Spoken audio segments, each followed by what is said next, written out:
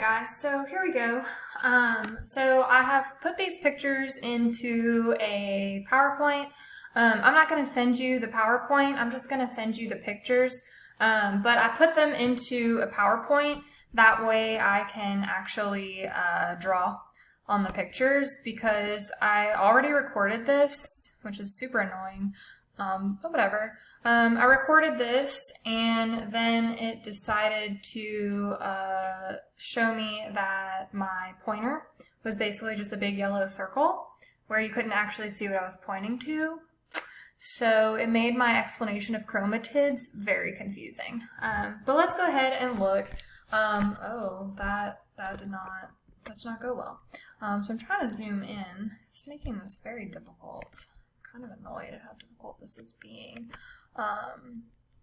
But basically, I've drawn each of the steps of mitosis, showing you all of the chromosomes instead of just showing you a few, because sometimes when we look at pictures, we might think that we understand what's going on because they show us like 2, 4, or 6 chromosomes, but it actually turns out that when you see all 46, it kind of brings this all together and makes it make a little bit more sense.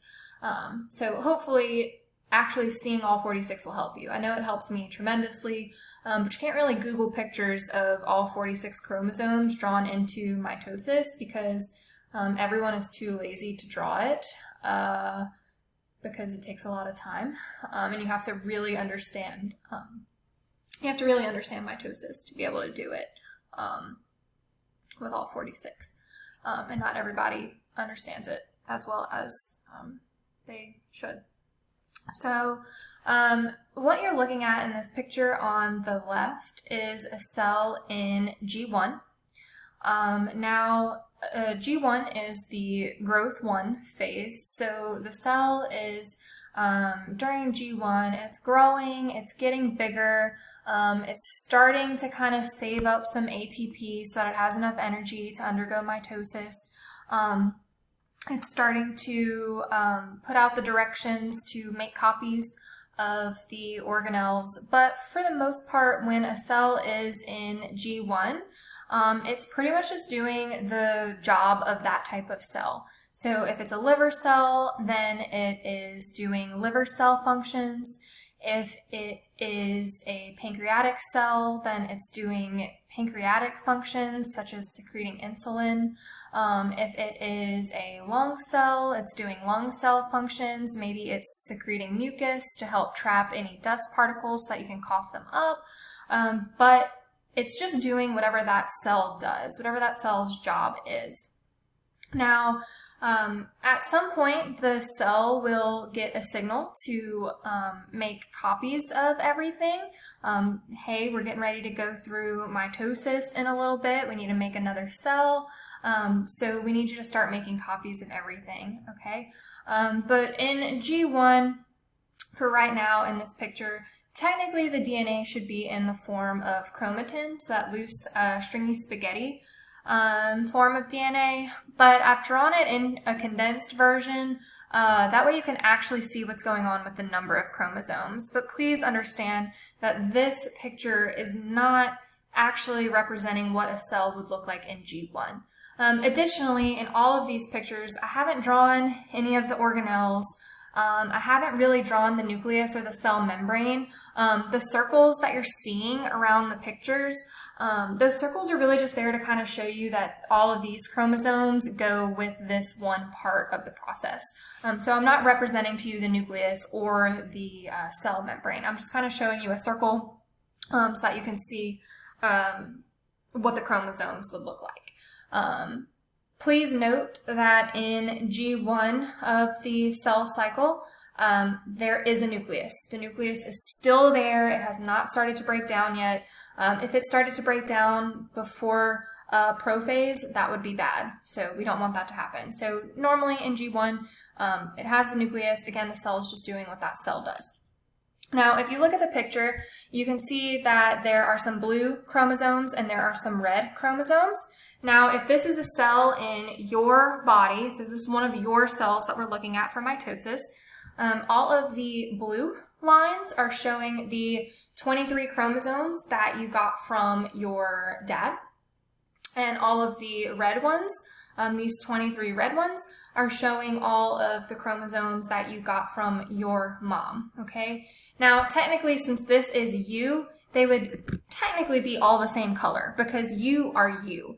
But I'm showing you the colors because I think it will kind of help whenever we get to meiosis to kind of understand that, again, the whole thing is that in inheritance, which will be after meiosis, we'll start genetics, but in inheritance, you get half of your DNA from your mom and you get half of your DNA from your dad.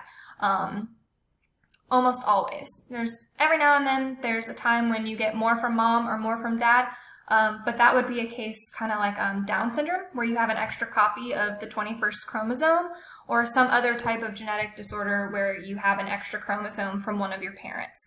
But typically in most births, you get half from your mom and half from your dad. So that's what the red and blue are representing. So now let's move on, and if you count them, you can. There's 23 blue ones and there's 23 red ones for a total of 46, or 23 pairs. So if we move on and we look at this picture to the right, I have gone through synthesis. I've gone through the S phase, and I have also gone through G2. So this cell is representing what the cell would look like inside of the nucleus at the beginning of prophase. So the chromosomes at this point have now condensed. So in prophase, the chromosomes condense down to their chromosome form. So from chromatin, that loose stringy spaghetti, down to their condensed form, which is what you're seeing here. And they also went through synthesis before this, which is why now you see red X's and blue X's. That's because each of the ones over here have now made their exact copies over here on the right. Okay, so let's say that this is representing prophase. Again, we're in a somatic cell, a cell that undergoes mitosis, a body cell. And now you see that you still have 23 from dad. All right, if you count, there's 23 blue ones, and you still have 23 from mom. So you have these red ones. Okay, so 23 from dad and 23 from mom. Sorry, I had to pause it. Somebody Skyped me, so I don't exactly remember the last thing that I said. But you have 23 from dad, which are all these blue ones, and you have 23 from mom. So here's kind of where I want to talk about the difference between a chromosome and a chromatid. Now, you know, as scientists, we like to make things as complicated as possible sometimes. So if we look at this picture and we try to say, okay, what is a chromosome and what is a chromatid? So if we look right here, this is chromosome 1 from mom, and this is chromosome 1 from dad, right? Because in the beginning, there was your mom and your dad, and they each gave half of their genetic information to make you, right? So you got a copy of chromosome 1 from your dad, and you got a copy of chromosome 1 from your mom. That's why you get 23 pairs. That's how that math works. Now, if we look, I didn't realize I was using like that weird crayon tip, and I don't like it. But each of those is chromosome 1. Now, these have gone through synthesis, so the DNA has already made a copy of itself, and that's when we end up with chromatids. So you have this right here. Oh my, that she thick. So you have your chromatids over here. So chromatid 1, you can call it chromatid 1A if you want, to be in line with the mitosis fairy tale. And you have 1B right here. So each of those halves is a chromatid. And then dad also has chromatids, right? So you have 1A chromatid from dad and 1B chromatid from dad. So the reason why I'm showing you this is because a lot of you in your fairy tale just called all of one side, like all of your red ones, you called 1A, and all of your blue ones you called 1B. That is incorrect, okay? You have a copy of each of the chromosomes 1 through 46 from your mom, and a copy of each of the ones, 1 through 23 from your mom, and 1 through 23 from your dad, for a total of 46. The chromatids are just representing the chromosome that was replicated, that went through synthesis and made a copy of itself. Okay, so make sure that you understand the difference between a chromosome and a chromatid. And if you have any questions, please Skype me, email me, or whatever you need to do. If we want to look at another one, this would be chromosome 2 from your mom. This would be chromosome 2 from your dad. So you have 2A and 2B right here for chromatids. You have 2A and 2B over here from your dad. Okay? So that's what's going on with chromatids versus chromosomes.